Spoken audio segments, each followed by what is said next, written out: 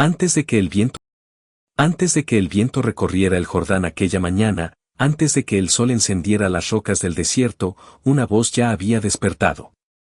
Una voz que no había nacido de la ambición de los hombres ni de la fuerza de los reyes. Una voz que venía de lejos, desde lo profundo del propósito eterno. Su nombre era Juan. Algunos lo llamaban profeta. Otros, peligro.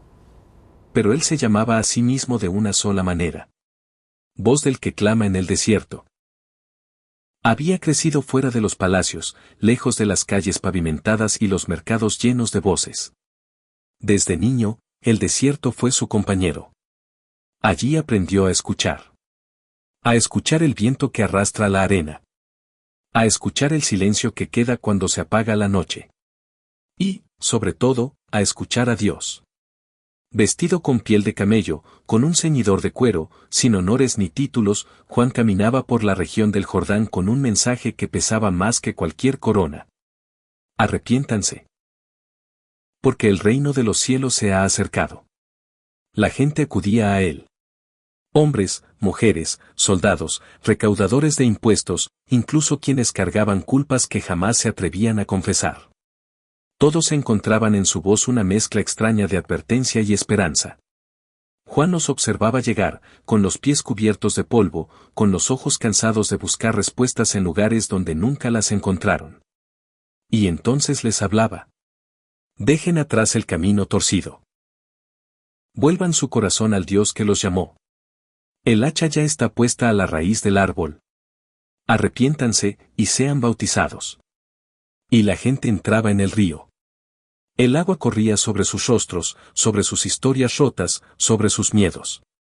Y Juan los levantaba con una promesa. Dios puede hacer nuevas todas las cosas. Pero Juan sabía que él no era el centro del mensaje.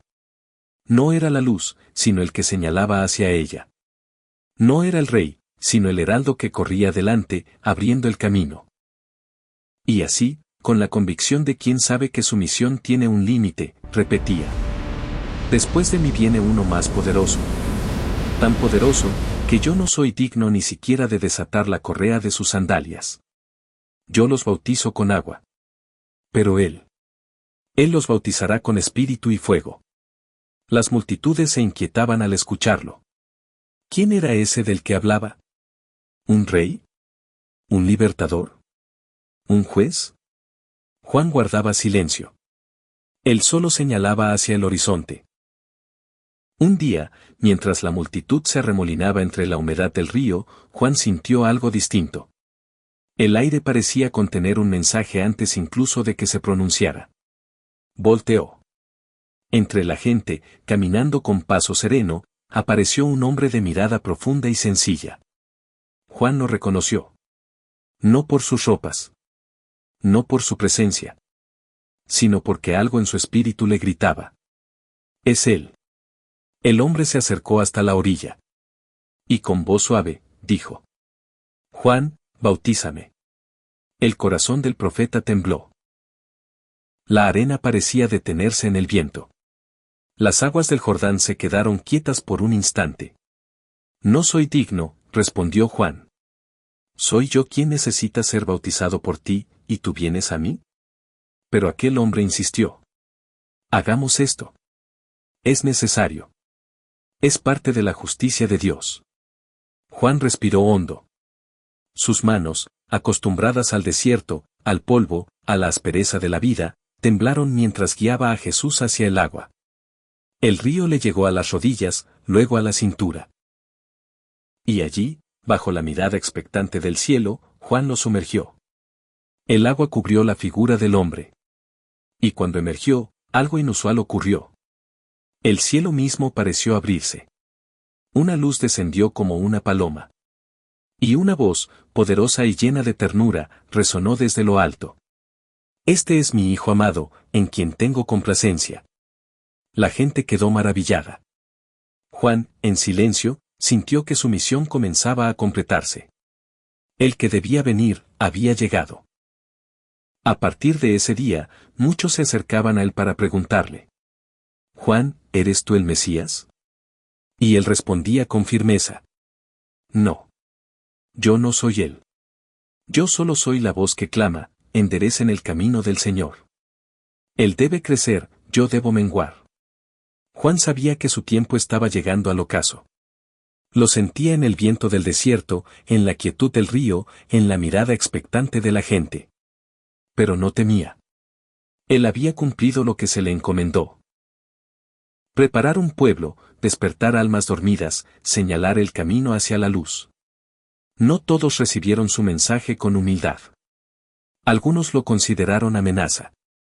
Especialmente quienes estaban aferrados a su poder, quienes vivían en la corrupción, en los palacios donde la verdad no era bienvenida. Juan, sin miedo, denunciaba la injusticia. Lo hacía ante ricos y pobres, ante soldados y gobernadores. Su voz se alzaba como una espada, y no se doblegaba ante el temor ni la conveniencia. Fue esa valentía la que lo llevó a ser encarcelado. En una celda oscura, rodeado de piedras frías, Juan esperaba. Pero no esperaba con desesperación. Esperaba como quien sabe que su vida había sido un faro, un llamado, un despertar. A veces, sus discípulos venían a verlo. Le preguntaban: Juan, ¿hicimos bien en seguirte? ¿Es Jesús realmente el que debía venir? Juan sonreía. La fe no siempre es fácil, incluso para los profetas. Entonces les decía: vayan y pregunten a Jesús ustedes mismos. Y díganme lo que vean.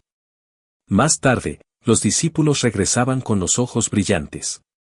Los ciegos ven, los cojos caminan, los pobres reciben buenas noticias. Juan escuchaba, cerraba los ojos, y en su rostro se dibujaba una paz profunda. Sí. El camino estaba abierto. La luz había llegado. La historia de Juan no terminó con multitudes ni aplausos. Terminó en el silencio de una prisión y en la mano injusta de un rey temeroso. Pero su voz no murió. El encierro de Juan se hizo más profundo con el paso de los días. Las paredes de la prisión parecían encogerse, como si quisieran borrar el eco de su voz. Sin embargo, ni el hierro ni la oscuridad pudieron apagar la certeza que llevaba en el alma. A veces, cuando la guardia cambiaba y los pasillos quedaban brevemente en silencio, Juan inclinaba su cabeza y murmuraba en la oscuridad: Señor, mi gozo ya está cumplido. Pero fuera de la prisión, en los pasillos del palacio, la verdad seguía incomodando. La valentía con la que Juan había denunciado el pecado de Herodes no quedó en el olvido, era una espina clavada en el orgullo del gobernante. Herodías, consumida por el rencor, esperaba el momento oportuno para silenciar al profeta para siempre. Ese momento llegó durante una celebración. Una noche de música, de vino, de risas superficiales. La corte, adornada con joyas y velas, vibraba en una alegría que no conocía la justicia. En medio de esa atmósfera, la hija de Herodías bailó.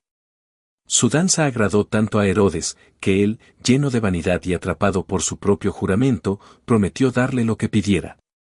Y lo pidió. La cabeza de Juan, en una bandeja. El palacio se congeló. La música se apagó en un suspiro. Herodes sintió como un peso terrible caía sobre su conciencia. Pero no quiso romper su palabra delante de los invitados. El orgullo del rey valió más que la vida del profeta.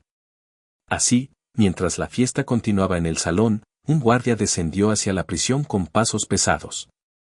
Juan escuchó cómo la puerta se abría. No hubo terror en sus ojos. Había vivido para anunciar la verdad y ahora estaba listo para defenderla con su vida.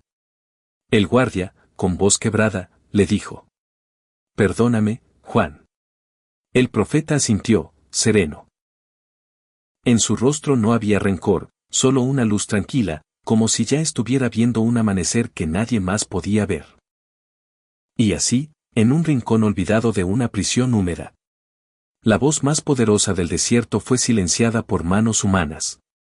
Pero no por la historia. Sus discípulos, con dolor y reverencia, recogieron su cuerpo. Lo sepultaron con respeto, y luego fueron a Jesús para contarle lo ocurrido. Al enterarse, Jesús se retiró a un lugar solitario. El maestro sabía que había partido un gigante de la fe. Un amigo, un testigo, un heraldo. La primera luz que anunció la llegada del reino. Pero aunque la vida de Juan terminó en una celda, su mensaje nunca fue enterrado. Porque cada palabra suya preparó el camino para el que cambiaría el mundo. Y mientras exista alguien dispuesto a enderezar sus sendas, a volver su corazón hacia Dios, a levantarse en favor de la verdad, Juan seguirá viviendo. En cada desierto. En cada alma que busca.